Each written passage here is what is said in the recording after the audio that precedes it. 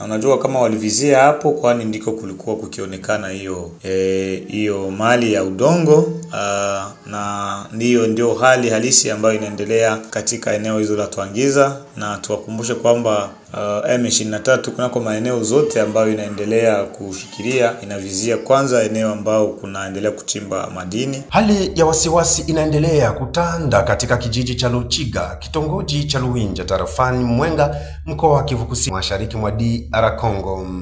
Hayo ni kutokana na kushambuliwa kwa kiwanda cha dhahabu cha Twangiza Mining eneo hilo. Vyanzo vya mahali vimesema kuwa ndege zisizo na rubani zilirusha mabomu yaliyolenga tanki za mafuta ya petroli zinazosaidia kiwanda hicho kufanya kazi. Vitu vingi viliripuka, moshi ukawa mwingi. Mfariji Lewis ni mwenyekiti wa vijana wa wilaya ya Itombo tarafani Mwenga, amezungumza na Iyambaleto TV. Ni kweli kumehakikishwa na shambulizi zidi ya kiwanda cha uchimbaji madini ndani ya sheferi ya Luinja, ni ndani ya tarafa la Mwenga.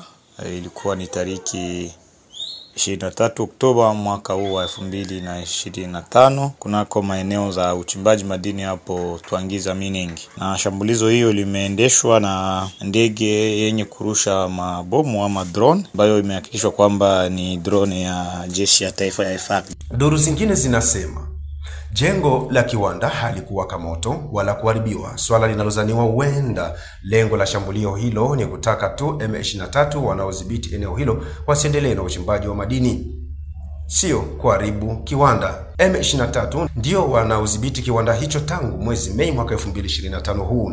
Vyanzo vimoja awali vilisema watu wenye silaha wasiojulikana bado ndio waliotekeleza kitendo hicho, huku M23 kishota vidole FARDC. Mashirika ya kirahia yamechunguliaje shambulio hilo? Mafikiri Masimango ni mratibu wa shirika jipya la kirahia kusini mwa Kivu Kusini, anaeleza. Kwanza kama shirika jipya la kirahia kwa raia tunasema dabora tunashukuru kwa sababu mara mingi tuko nasema kwamba wa elema M23 wako nafanya débordement na parfois wanapata ma ressources mingi kufikia ma exploitation minière, na kwetu kwa meme ile ma drone ilianguka ile fa ni renforcer na kushukuru kuremercier plus les autorités par rapport à les cas, parce que mara mingi ndio kitu raia na kuwa na lomba. Il y a des questions importantes sécuritaires yenye serikali anapashwa vraiment kutumika le plus vite possible pour quand même pour assurer la sécurité ya partie sud de la province. Na jana kwetu tunaweza kwamba ni furaha kabambi, na n'est pas tout simplement parce que si comme shirika la kiraia, compte tenu du contexte de la partie sud de la province, on n'a pas confiance de la conception, c'est le fait. Parce que la même politique a été respectée par les éléments de M23, nandio manokutana wanafanya ma débordement et qu'il est ma frappe quand même na consoler nous population pour comprendre maintenant serikali naanza prendre les amis que plus les M23 avance, plus maintenant il faut répliquer pour faire face à les ennemis dans l'intérêt général, l'intérêt à sécurité nationale. Mratibu huyu aliendelea kushutumu wana mapinduzi wa M23 kupitia washiriki wa Twirwaneho kushambulia kijiji cha Masangu hivi majuzi.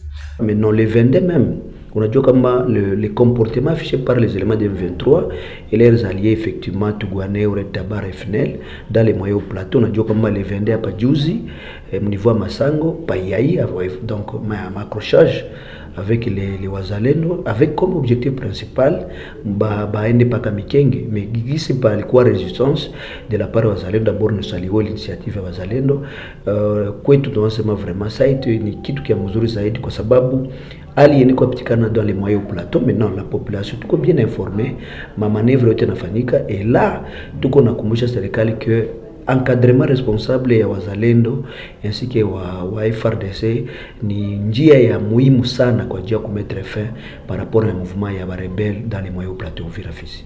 Yote hayo yanakuja wakati ikiwepo mikataba ya amani, kila upande ukishutumu upande mwingine. Makundi ya Wazalendo wanaolisaidia jeshi la taifa la Jamhuri ya Kidemokrasia ya Kongo wanasema kuwa ni M23 ndio inayovunja mikataba. Wa Ubwela Mwila Dalton, msemaji wa operesheni za kivita za waza Kivu Kusini, anazungumza na Iyambaleto TV njiani mwa simu. Wakati mikutano ya Doha ilianza na ya Washington ilianza, ndio wakati M23 bardi RDF walikamata Nzibira, na wakati mikutano iko inaendelea, M23 bar RDF wako wanafanya progression ya mubarabara na kwenda Kabunda.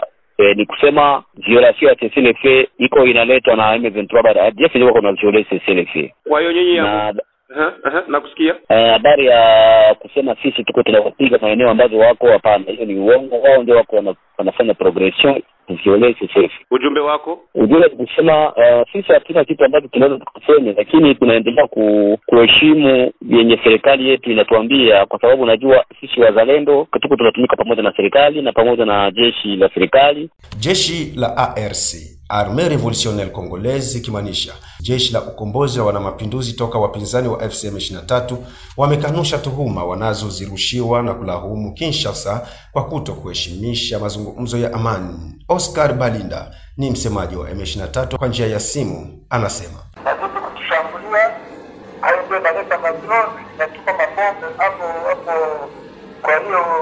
Kwa hiyo kazi zote ndio tuangiza Luinja bado unasema wanaoa wasikilia kwa sababu zile kampani kunapita wakati wanafanya kazi wakaaji tu wanaendelea kufanya hiyo wanaita kuchimbua namna ya kiasili artisanal.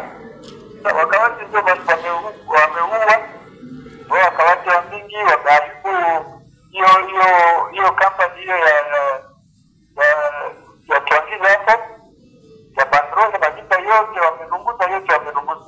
Sasa tunaona wanaharibu kitu kidogo chenye nchi imebaki nayo. Wanabomoa mapilano, wanatupa mabombe kumbilano, wanatupa mabombe kumasomo, mabombe kumahospital. Sasa government haiheshimii hata kidogo hiyo mkataba yao kwa pichai hivi. Wanatafuta hawataki tena maongezi ya doa na watu wanataka tu vita.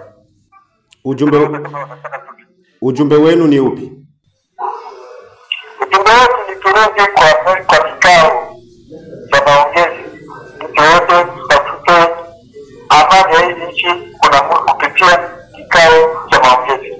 Wafanyakazi wa kiwanda cha Twangiza wamelazimika kukimbia eneo hilo siku moja baada ya shambulio, wakihofia usalama wao. Lewis kutoka Itombwe anazungumza nasi. Vijana wengi ambao walikuwa wakitumika katika kiwanda hicho ambacho kimetiwa na watu kutoka nje wa Shinwa, toka China, ndio ambao walikuwa wakitumika hapo. Ni kweli kulikuwa vijana wengi ambao walikuwa wakiendesha hizo makazi eneo hizo, na walikuwa wakijisaidia kwa kidogo ili kuendelesha huduma za jamaa. Lakini baada ya shambulizo hiyo tariki 23 mpaka leo, vijana wengi wameonekana kuwa wamekosa makazi, na kazi za hiyo uchimbaji madini eneo za hapo Luinja Twangiza zimekwenda kuzorota. Ni mara ya pili sasa kiwanda cha Twangiza Mining kikishambuliwa kwa mabomu mnamo muda wa mwezi mmoja. Shambulio hili jipya lilipelekea kuharibika kwa mitambo ya umeme. Hakuna ripoti ya mtu yeyote yule aliyekufa.